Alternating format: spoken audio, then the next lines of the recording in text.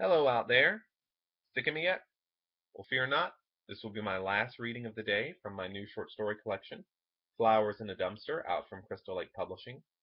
This time I'll be reading from a story called What She Needs, which is actually the most recent story in the collection. It also deals with a pretty controversial subject, but I do believe writers should never shy away from subjects just because they may be uncomfortable. So I'll do just a brief reading from What She Needs, and I hope that you like it. Well, what the hell do we have here? Lily and Keith both turned their eyes to the front of Curtis Hall, where Roy swaggered down the steps toward them. He was not quite as tall as Keith, but definitely as muscular. His face was pinched so tight it seemed all the features were being drawn into the center. "Hey, baby," Lily said brightly, rising to her feet. "I was catching up with my good friend Keith here." "Oh, is this another one you're fucking?" Roy spat, grabbing Lily's good arm and jerking her to him. Keith got to his feet. "There's no need for that. We were just talking. We're in the same intro to Psych." "I'm not talking to you, dickweed," Roy shouted, jabbing a finger in Keith's direction, while keeping a vice-like grip on Lily's arm with the other hand. "Right now I'm dealing with this little whore here, but when I'm done pounding some respect into her, then it's your turn." "Stop being such an asshole," Lily hissed, trying to twist her arm out of Roy's grasp.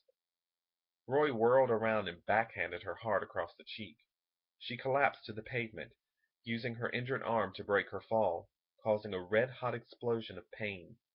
She cried out. Raising her chin defiantly as Roy approached, she refused to scuttle away. Before he reached her, though, with his fist held high like a wrecking ball about to knock down a skyscraper, Keith suddenly tackled him from behind. The two men went scrambling past Lily and into the grass. Several people ran over, and a couple of them were helping Lily to her feet. She was so dazed by the sudden eruption of violence that she wasn't even sure if she knew them. Once she was steady on her feet, she turned toward the brawl, ready to yell for Roy to leave Keith alone. She was stunned by what she saw. The reverse of what she expected to see. Roy lay flat on his back, with Keith straddling his chest and punching him repeatedly in the face. Roy struggled feebly, his mouth and nose bloody. Keith made a high-pitched keening sound that sounded almost inhuman. His eyes were clouded over with rage, appearing to Lily as a force of nature. Several men rushed over to the fighting duo, though Roy wasn't really putting up much of a fight, including one of the history professors and a security guard, and attempted to break them up.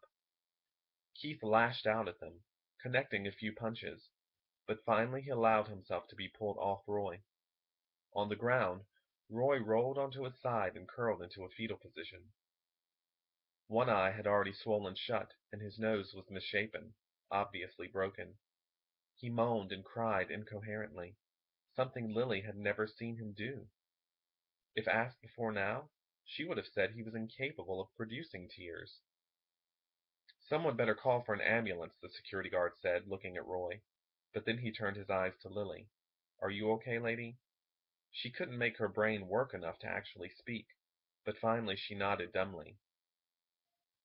"I'll have them check you out just to be sure. In the meantime, I'll take this one down to the security office." Though Keith still breathed heavily, he had calmed down considerably. In fact, the rage that Lily had witnessed in his eyes earlier had eclipsed to something like fear and shame.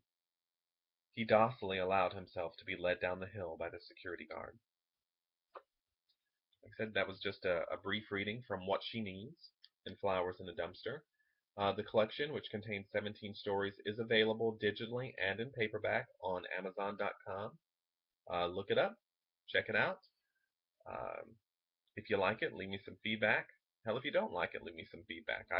I like hearing from readers. So I hope you've enjoyed these readings, and I hope you'll check out my collection. And I will be back sometime with more readings for you.